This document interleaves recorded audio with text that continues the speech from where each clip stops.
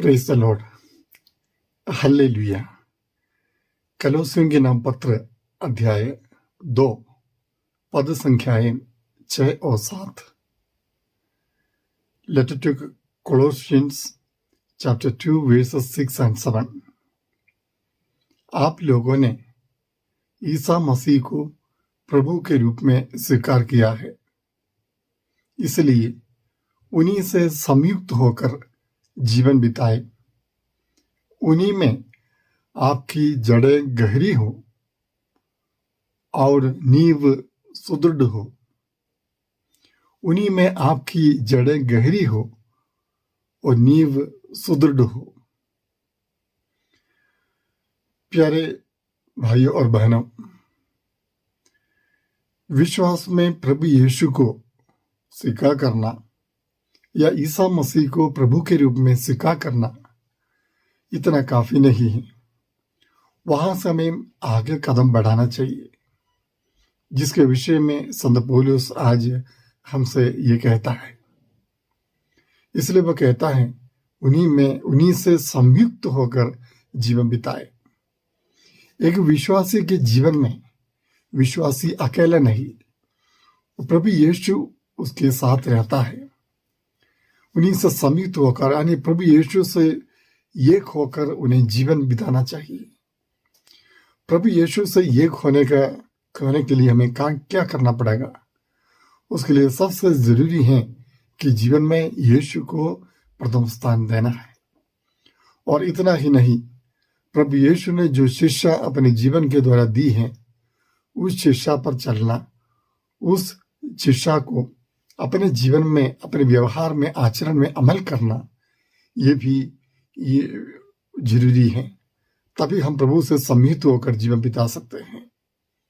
और एक बात हम समझ सकते हैं कि यीशु से संयुक्त होने का मतलब ये भी है कि जिस प्रकार प्रभु यीशु ने जीवन के दुख तकलीफों को, परेशानियों को या अपने दुखों को स्वीकार किया, उसी प्रकार जीवन के छोटे मोटे दुखों को, संकटों को, परेशानियों को, अपमान को, वेदना को स्वीकार करना और उन्हें अन्य लोगों के मन परिवर्तन के लिए, पवित्रीकरण के लिए समर्पित करना, ये कार्य एक विश्वासी को करना चाहिए।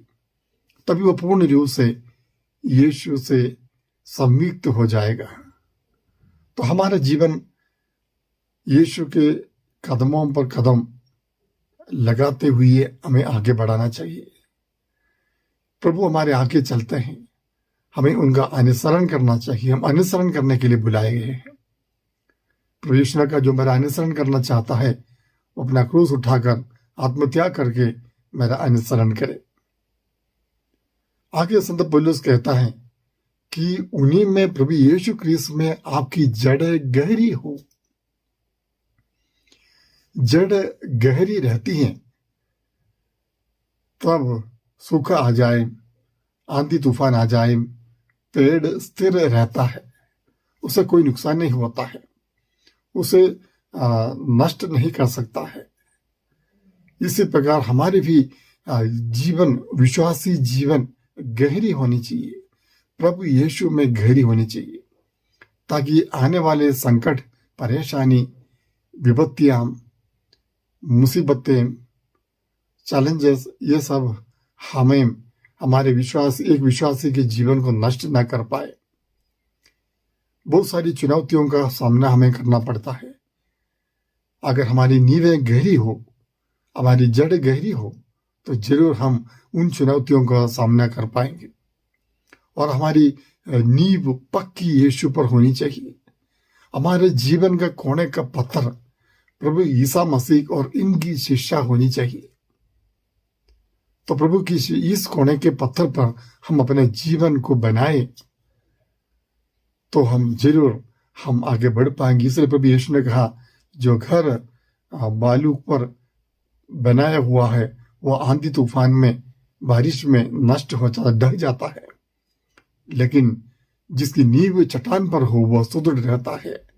तो प्रभु यीशु हमारे जीवन की चट्टान है। वो हमारी नींव, जीवन की नींव बननी चाहिए, तभी हम सभी परेशानियों में, विपत्ति में, संकट में धैर्य के साथ हम खड़े रह पाएंगे। आमीन। परमेश्वर आपको धन्यवाद देते हैं प्रभु, आज के इस दिन के प्रति हम सबको आपने एक वचन दिया है। इस वचन को हृदय से स्वीकार करने के लिए हाँ प्रभु में सामर्थ्य और शक्ति प्रदान कीजिए। प्रभु यीशु से संयुक्त होकर जीवन बिताने के लिए, उन्हीं में हमारी नींवें और जड़ें गहरी होने के लिए हम चाहते हैं प्रभु।